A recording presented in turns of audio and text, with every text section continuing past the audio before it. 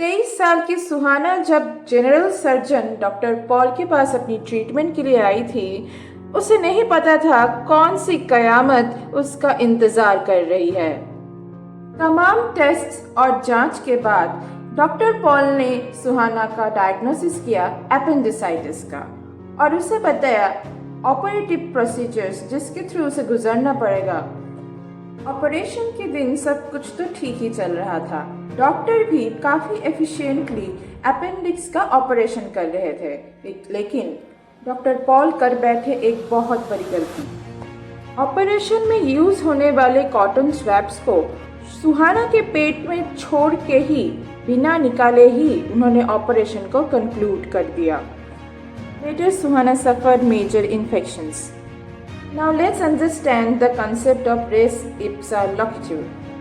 तो ये एक लैटिन वर्ड है, a Latin word that means the fact that speaks for itself. Doctor Paul ने सुहाना के ऑपरेशन के वक्त जो गलती की, कोई भी नॉन मेडिकल पर्सन आसानी से पकड़ लेगा कि ये डॉक्टर की ही गलती है, डॉक्टर ही नेग्लिजेंट था। The patient does not have to prove anything in court of law because the negligence is so obvious and gross. इतनी बड़ी गलती कि कोई भी पकड़ ले। So the burden of proof lies with the doctor. Doctor को प्रूव करना होगा भाई मैं इनोसेंट हूँ। There are certain conditions that must be satisfied before this rule is legally applied. First of all, the injury would not have ordinarily occurred without the negligence of the doctor.